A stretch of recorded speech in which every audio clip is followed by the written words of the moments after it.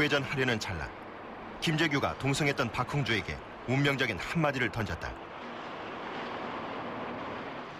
3일 고가도로에서 남산 쪽으로 올라가는 그 도로상이었습니다. 그 고가도로상에서 박 비서관 어디로 가지? 부 6번 이렇게 얘기를 했습니다. 그래서 피고인이 뭐라고 대답했습니까? 참모총장께서 그때 말을 가로채서 6번으로 가지 그렇게 얘기하는 것 같아서 저도 6번 좋겠습니다 하고 동의를 했습니다. 김재규가 박흥주에게 부 6번을 물어봤을 때는 이미 남산으로 접어든 시점. 김재규는 차를 돌리라고 지시했고 차는 유턴해서 육군본부에 도착했다. 당시 김재규는 신발도 신지 않은 상태. 거사 실패가 예견되는 순간이었다. 박흥주 대원한테 신발 달아서 그 신발을 신고 들어가시고 박흥주 대원은 나보고 신발을 달라고 그러더라고. 내 신발을 벗어줬는데 박흥주 대원이 나보다 발이 커요. 그러니까 내 신발이 나는 좀 발이 좀 적거든. 그렇게 꺾어 신고 따라간 거예요. 김재규의 유턴은 우발적인 범행이라는 근거로 곧잘 활용됐다. 욱하는 성질에 사건을 저지른 후 당황한 나머지 그만 호랑이 굴로 들어갔다는 것이다. 김재규가 우리 어디로 가냐 하니까 남산으로 간다고 그래서 남산 가서 어떻게 하냐 육군본부로 가자 하니까 김재규는 이게 참 우발적으로 저질한 것이지 계획적으로 한 게 아니라는 게 여러 정황으로 봐서 인정할 수 있는 거죠. 자기가 남산으로 갔으면 주도적인 힘을 발휘할 수 있으리라 하는 것은 당연한 것이죠. 그건 육군 대위만 돼도 알 수 있는 건데 그거를 저버리고 그 육군으로 따라갔다는 거 이런 면을 볼 때는 그건 아주 핵심적으로 그분이 계획적인 것은 아니었다. 법정에서 박흥주는 김재규와 정승화가 사전에 행동 방침을 논의한 줄 알고 별 생각 없이 답변했다고 진술했다. 그러나 이 진술은 김재규의 거사가 정권 찬탈 기도로 몰릴 것을 우려한 박흥주 대령의 위증이었다는 증언이 나왔다. 육군 참모총장이 그런 얘기를 하니까 박흥주 대령이 거기서 그렇죠. 군 움직이는 것은 육본 방카가 나니까 그래 가시죠. 그러니까 그럼 돌려라. 그러니까 이렇게 명령이 떨어진 거야. 군을 움직이기 위해서는 군 움직이는 게 군 동향을 알기 위해서는 군 동향을 알기 위해서는 6번으로 가시는 게 좋겠습니다라고. 문제는 군부에 대한 김재규의 오판이었다. 김재규는 대통령이 제거된 상태에서 정승화를 움직여 군부를 장악할 수 있을 것으로 판단했다. 육군 총장으로 하여금 계엄을 선포하고 나면은 육군 총장께서 모든 이 상권을 다 장악을 하게 되기 때문에 그 다음에 그 육군 총장으로 하여금 계엄사령부를 혁명위원회로 바꾸는 이것이 제 혁명의 기본 구사입니다. 그럼 만약에 말을 듣지 않는다고 그러면 어떻게 하려고 했습니까? 나는 틀림없이 그건 하나의 예를 들면은 피고인의 기대에 불과한데 예. 예를 들면 본인이 불응했을 경우에는 어떻게 하려고 그랬습니까? 불응은 아니하리라고 저는. 김재규가 과신한 데에는 나름대로 이유가 있었다. 정승화는 김재규의 추천으로 참모총장에 오른 인사였기 때문이다. 그런데 정승화는 남산으로 향하던 차 안에서 이미 김재규와 일정한 선을 그어놓고 있었다.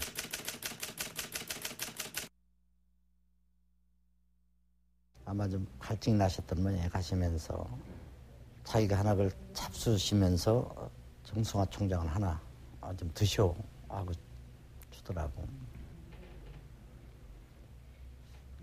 다음 날 내가 이제 차 안을 정돈을 하려고 보니까 그 정장군님께서 앉으셨던 그 앞에다가니 그걸 그대로다니 펴보지도 않고 속지가 싸져 있는 것을 그대로 앞에다 버려서 그대로 놨더라고. 정승화는 당시 독살당할 것을 우려했다고 한다. 그런데 군부와의 연계가 없는 상황에서 남산이나 6번 어느 쪽으로 가더라도 결과는 다르지 않았을 것이라는 주장이 제기되고 있다. 아무 준비도 없는데 남산으로만 들어갔다고 그래서 뭐가 이루어지겠어요. 만약 그렇게 되면 군을 움직여야 되는데 군 조직이라는 게 그렇게 남산에서 다 장악해가지고서 하는 군 조직이 아니에요. 왜 어떻게 조직적으로 하느냐. 자기 혼자 하는 수밖에 없고 누구하고 상의할 수도 없고. 그럼 대통령 생명을 뺏는 게 그게 바로 막 핵심인 말하자면 혁명의 바로 목적이라고 끝나는 거예요.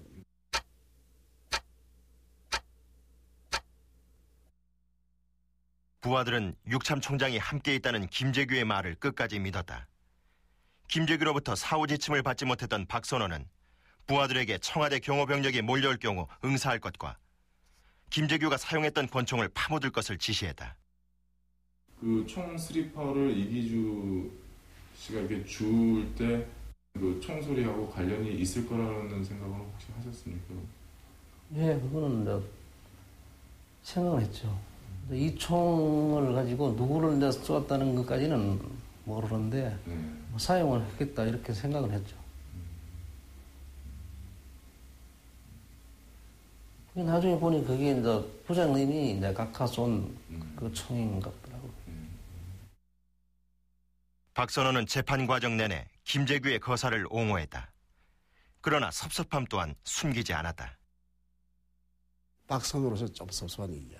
자기로서는 내한테 명령을 그 후에 할 일을 알려줬으면 내가 잘했을 수 있었는데 내 면회 갈 때마다 하는 얘기 그거예요. 왜 내한테 얘기 안 해줬는지는 내가 얘기만 들으면 깨끗하게 끝을 낼 수 있는데 왜 박정희 대통령 시신을 옮기지 말라든지 예를 들면 뭐 이 사후 조치가 있어야 되는데 그걸 못하고 간 게 그 박흥주하고 박선은 계속 방황하다가 잡힌 거예요.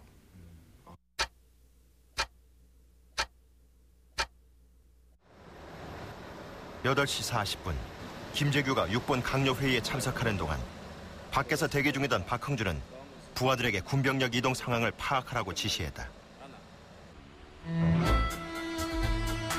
그러던 중 중정부장 경호원들이 무장 해제당하는 것을 목격하고 상황이 잘못됐음을 직감. 육군 본부를 벗어나 한남동 중정부장 공간 앞에서 김재규의 호출을 기다렸으나 허사였다. 일체 말이 없는 거예요. 아니, 불안하고 어떤 공포에 쌓인 뭐 흔히들 하는 말로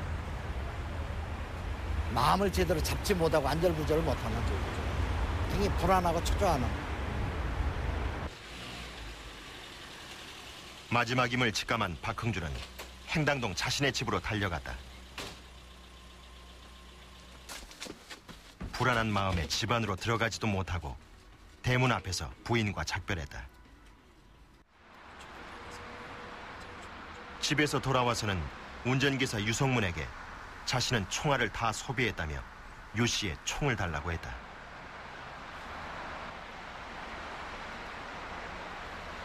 무엇인지는 몰라도 내 생명을 끊을 수 있는 이런 일이 라면은 가는 데까지 가봐라.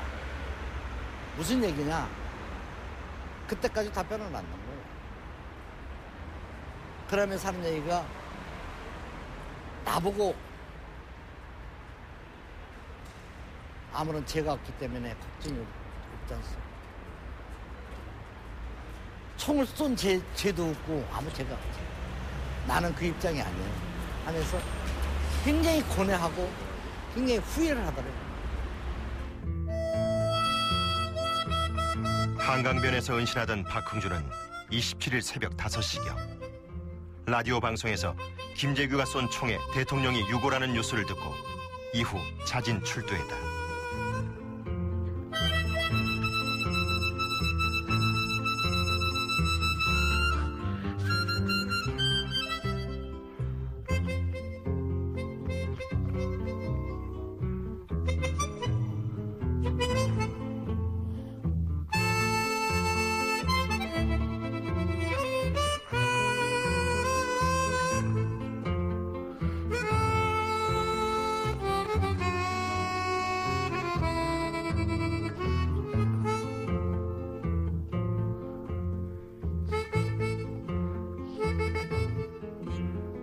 이런 행동이 있다면 나는 다시 한다.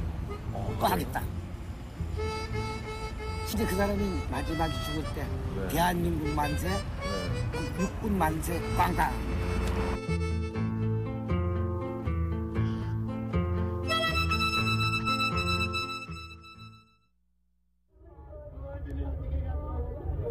절대 권력자의 갑작스러운 사망 앞에 국민들은 공황 상태에 빠졌다.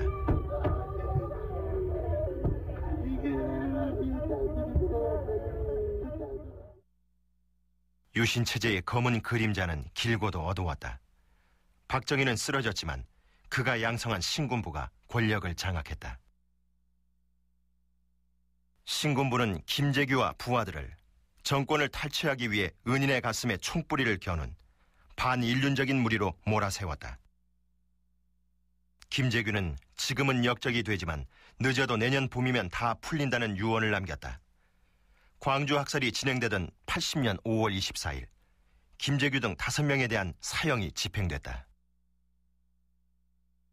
지금 대통령과 각께서 입장하고 계십니다. 대통령 찬가 3개월 퍼지고 있습니다. 민주화를 요구하는 광주 시민들을 짓밟은 전두환이 대통령에 취임했다. 김재규가 기대했던 내년 봄은 영영 오지 않았다.